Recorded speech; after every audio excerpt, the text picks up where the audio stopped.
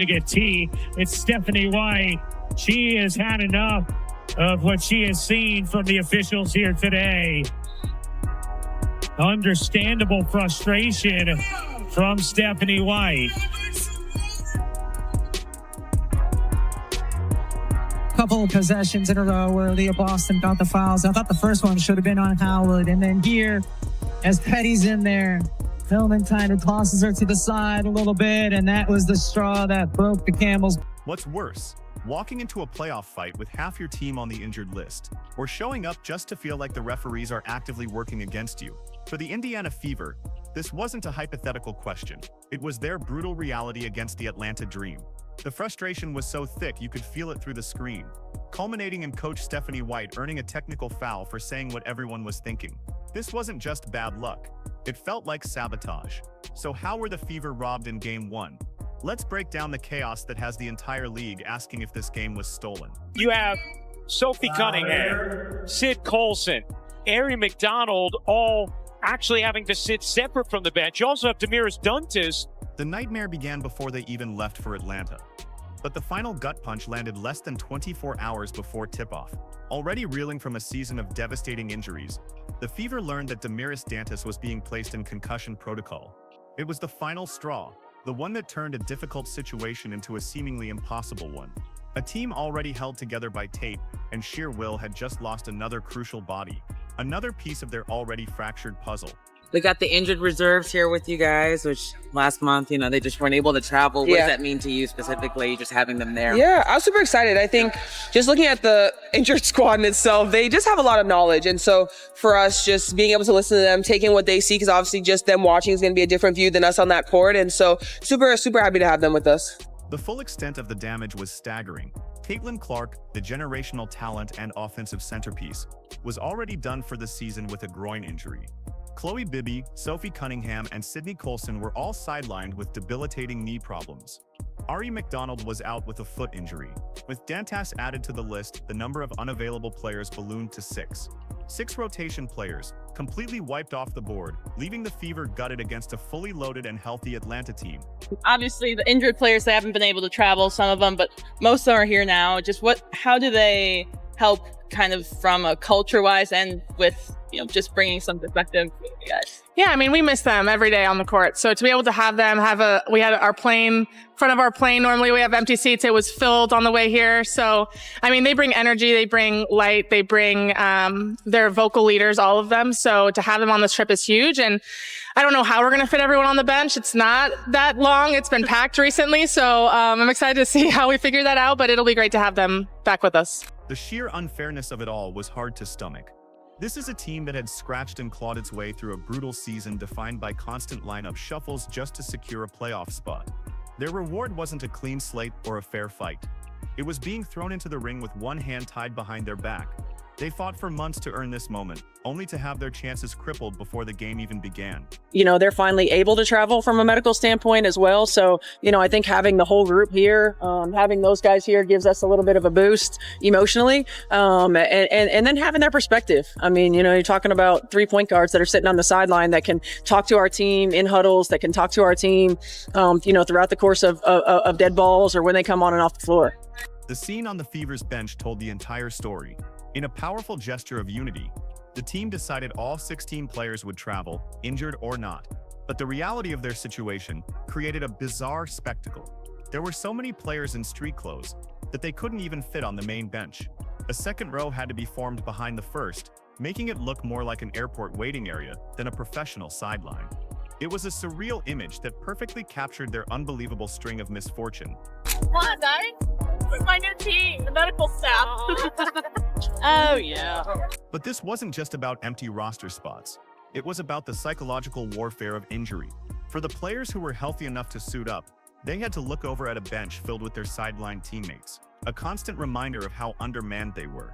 Every time out, they saw the faces of the players who were supposed to be out there with them, now helpless spectators. It's a mental weight that can crush a team before the first whistle even blows.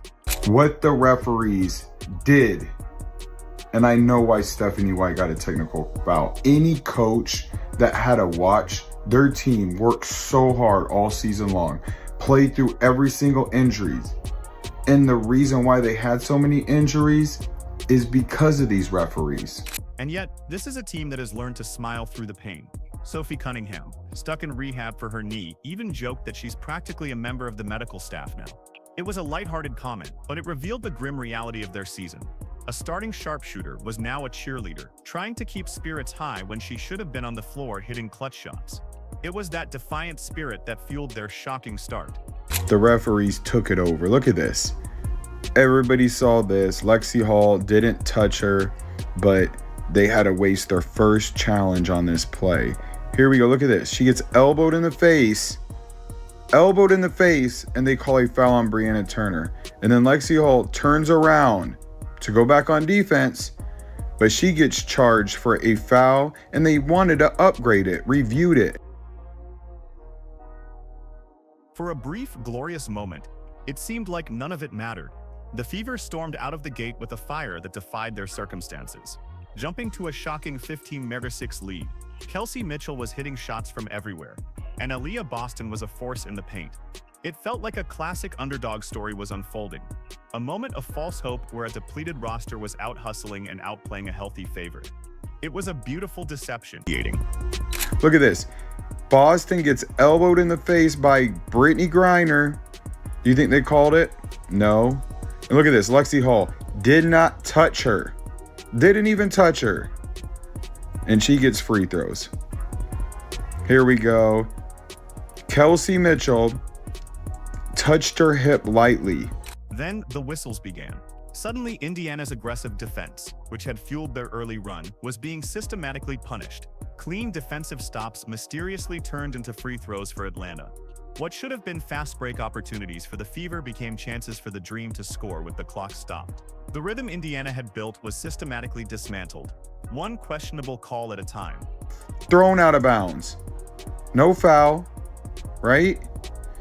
Remember that play, okay? Boston, foul. But look at this. So she goes for the ball, and then they call a foul on Lexi Hall. Look at, she says, wow. The first major red flag came early, when Lexi Hall was hit with a phantom foul on Rain Howard, despite being in perfect defensive position. Coach Stephanie White was forced to challenge the call, and the replay confirmed what everyone saw: there was no foul. She won the challenge but had to burn another one just moments later, proving the officials were missing clear calls, but leaving her with no more chances to correct their mistakes for the rest of the game. She was out of options. Well, Lexi, talk about the physicality of this game and being able to, knowing it's the playoff, playing in such a physical game like today. Yeah, I mean, I think we knew coming in it's playoffs, it's going to be physical, and we're going to have to learn how to play with that, especially this team is inherently a physical team. So for us, knowing that's the case and being able to respond, I think there's things that we're able to watch and film on how to handle that better, not letting the refs determine, how that physically is impacting us, but just continuing to play through that. It's definitely something we're going to have to work on and watch film and get better at, but that's part of playoffs, and that's part of the thing that we're going to have to get better at moving forward in the series. From that point on, it felt like two different games were being played with two different rule books. Atlanta was allowed to be relentlessly physical. Brianna Jones threw an elbow into Brianna Turner with no call. Brittany Griner repeatedly shoved Aaliyah Boston in the post with no whistle. The inconsistency was maddening. If an Indiana player made even slight contact, it was an automatic foul. If an Atlanta player did the same, it was just playoff basketball. Stop either. You'd think after 20 of them, look at this. So that's a foul, right? But watch when the Fever do it 2 times in a row. Same exact thing. But it's not a foul when the Fever drive. Look at this. It's not a foul when the Fever get hit in the air, but the Dream get free throws. Same exact plays. Look at this one. What are you supposed to do? Just roll out the red carpet and give him a layup? She is not fouling her. They give her a 3-point play for putting her hands up. Nowhere was this disparity more obvious than in the paint. Aaliyah Boston, a former MVP, was being absolutely mugged on every possession. She fought through double teams and constant body checks from Brittany Griner, who used her size to shove and displace Boston without consequence. Every time Boston established position, she was met with an armbar or a hip check, yet the whistles remained silent. It was a clear strategy to neutralize one of Indiana's only remaining stars, and it felt like the officials were letting it happen. Atlanta's had a few of those last few possessions. Mitchell, catch, fire, and hit. From 3, what a start. Rebound hits the floor. Hull keeps it alive for Indiana. Mitchell using the screen, dancing around Griner, and able to squeeze it in off window. By the fourth quarter, the frustration finally boiled over. Coach White erupted at an official after Ryan Howard blatantly pulled on Shea Patterson with no call, earning a technical foul for voicing the exact thing every fan was screaming at their screen. Soon after, Odyssey Sims was hit with a technical for a pure hustle play, diving for a loose ball. The arena was buzzing with chaos, and the Fever's composure was shattered. 8 points on limited looks, but the sheer rebounding effort kept Indiana competitive longer than they probably should have been. And another chance here for Indiana. So much length, and it's obvious on the defensive end for Atlanta. Boston just kind of pushed it up and in. Guarded by Howard. And slide it into Boston. Center of the lane. Turning. It's finishing. Aaliyah Boston. Beautiful move. Lexi Hull gave every ounce she had as well. In the middle of it all was Coach Stephanie White. A picture of helpless rage. She was trying to manage a team with no bench, devise a strategy to overcome a massive talent deficit, and simultaneously fight a battle against what felt like biased officiating. The surreal image of an injured Caitlin Clark having to step in and physically calm her own coach down said it all. The person who should have been leading the charge on the court was now trying to prevent her team from completely unraveling on the sideline. Carl Semesco emphasized first just how well she's been playing down the stretch. The efficiency has gotten much better since the second week of August, averaging nearly 20 points a game since then. As Hull 40-33, Atlanta in front. These teams split their 4 regular season meetings as Hull knocks down the 3. Hull gets a step and finishes off the window. But even in the middle of this officiating storm, Kelsey Mitchell put on a heroic performance. She dropped a playoff career-high 27 points, fighting tooth and nail to keep her team in the game. Every time the Fever's offense stalled, Mitchell found a way to create a shot, drive to the rim, or get to the free throw line. She was a one-woman wrecking crew, a lone warrior refusing to let her team's season die without a fight. Mitchell gets it up beautifully. Boston lays it in. The number of screens that Aaliyah Boston set on that possession, her stagger, pinned down here. She's going to come up and set another on-ball screen, turn, re-screen action, and then finally rolls to the basket. It ends. Mitchell's brilliance, however, couldn't mask the massive hole left by Caitlin Clark. It wasn't just her shooting, it was her gravity. Without Clark on the floor, Atlanta's defense had no reason to guard anyone 25 feet from the basket. They packed the paint, forming a wall that suffocated Indiana's offense and made every drive a perilous journey into a sea of defenders. The ghost of Clark's presence and what she represents haunted every failed offensive set. I mean, we're competing against everyone. We're in every single game. And I think at the end of the day, we've seen in moments when we're not doing well or games that we've lost, it's really things that we can control. So making sure that we're locked in on all of those things and tidying up those little things, because if we can put together 40 minutes, we feel like we can beat anybody in the league. So we're excited about the opportunity. We're excited that the playoffs is finally here.